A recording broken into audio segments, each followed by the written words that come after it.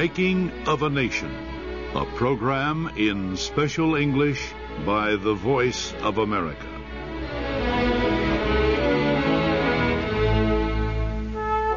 The stock market crash of 1929 marked the beginning of the worst economic crisis in American history. Millions of people lost their jobs. Thousands lost their homes. During the next several years, a large part of the richest nation on earth learned what it meant to be poor.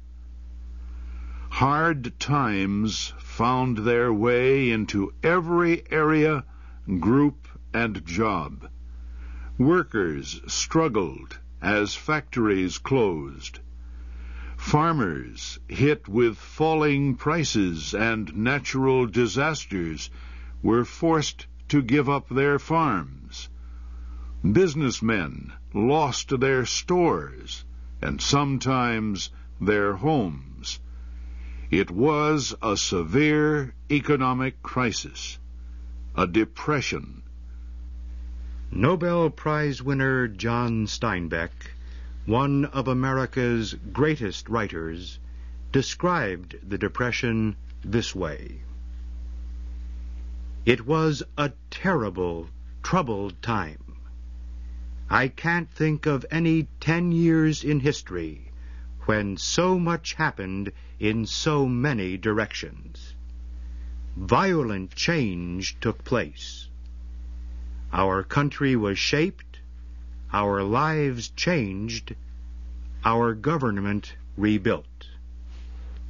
Said John Steinbeck, when the stock market fell, the factories, mines, and steelworks closed, and then no one could buy anything, not even food.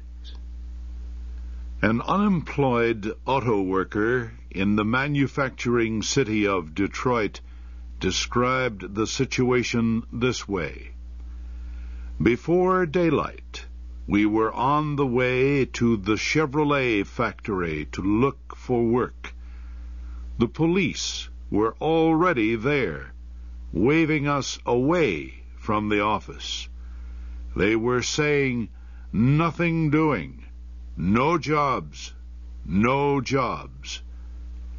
So now we were walking slowly through the falling snow to the employment office for the Dodge Auto Company. A big, well-fed man in a heavy overcoat stood at the door. No, he said, there was no work. One Texas farmer lost his farm and moved his family to California to look for work. We can't send the children to school, he said, because they have no clothes. The economic crisis began with the stock market crash in October 1929. For the first year, the economy fell very slowly, but it dropped sharply in 1931 and 1932, and by the end of 1932, the economy collapsed almost completely. The gross national product is the total of all goods and services produced. During the 3 years following the stock market crash, the American gross national product dropped by almost half. The wealth of the average American dropped to a level lower than it had been 25 years earlier. All the gains of the 1920s were washed away. Unemployment rose sharply. The number of workers looking for a job jumped from 3% to more than 25% in just 4 years. 1 of every 3 or 4 workers was looking for a job in 1932. Those employment numbers did not include farmers, the men and women who grew the nation's food suffered terribly during the Great Depression. This was especially true in the southwestern states of Oklahoma and Texas. Farmers there were losing money because of falling prices for their crops. Then natural disaster struck. Year after year, little or no rain fell. The ground dried up, and then the wind blew away the earth in huge clouds of dust. All that dust made some of the farmers leave, one Oklahoma farmer remembered later. But my family stayed. We fought to live. Despite all the dust and the wind, we were planting seeds, but we got no crops. We had 5 crop failures in 5 years. Falling production, rising unemployment, men begging in the streets. But there was more to the Great Depression. At that time, the federal government did not guarantee the money that people put in banks. When people could not repay loans, banks began to close. In 1929, 659 banks with total holdings of $200 million went out of business.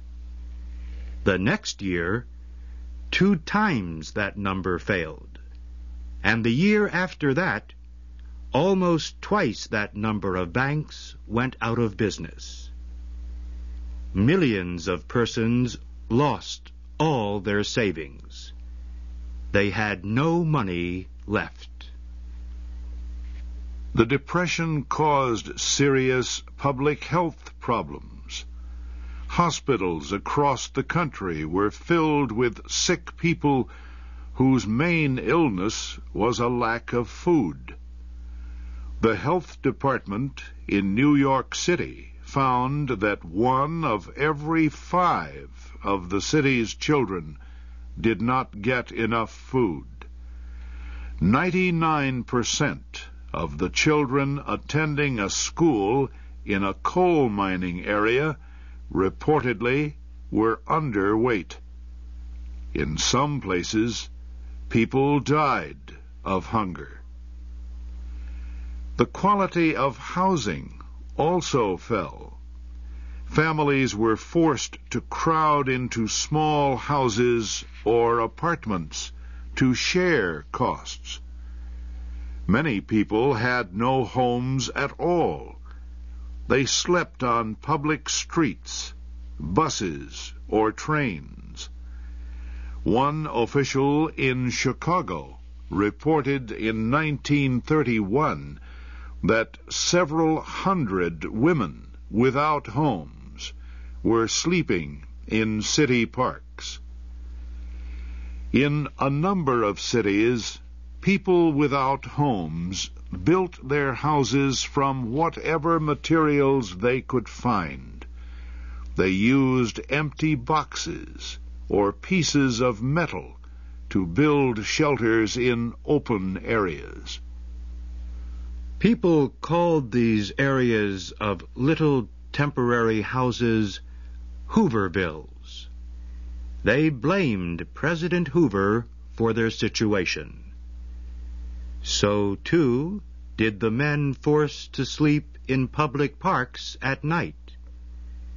They covered themselves with pieces of paper, and they called the paper Hoover blankets. People without money in their pants called their empty pockets Hoover flags. People blamed President Hoover because they thought he was not doing enough to help them. Hoover did take several actions to try to improve the economy. But he resisted proposals for the federal government to provide aid in a major way, and he refused to let the government spend more money than it earned. Hoover told the nation, "Economic depression cannot be cured by legislative action or executive decision." Many conservative Americans agreed with him, but not the millions of Americans who were hungry and tired of looking for a job. They accused Hoover of not caring about the common citizen. One congressman from Alabama said, "In the White House, we have a man more interested in the money of the rich than in the stomachs of the poor." On and on the Great Depression continued. Of course, some Americans were lucky. They kept their jobs, and they had enough money to enjoy the lower prices of most goods. Many people shared their earnings with friends in need. "We joined our money when we had some," remembered John Steinbeck. "It seems strange to say that we rarely had a job," Steinbeck wrote years later. "There just weren't any jobs. But we didn't have to steal much. Farmers and fruit growers in the nearby countryside could not sell their crops. They gave us all the food and fruit we could carry home." Other Americans reacted to the crisis by leading protests against the economic policies of the Hoover administration. In 1932, a large group of former soldiers gathered in Washington to demand help. More than 8,000 of them built the nation's largest Hooverville near the White House. Federal troops finally removed them by force and burned their little shelters. Next week, we will look at how the Great Depression of the 1930s affected other countries.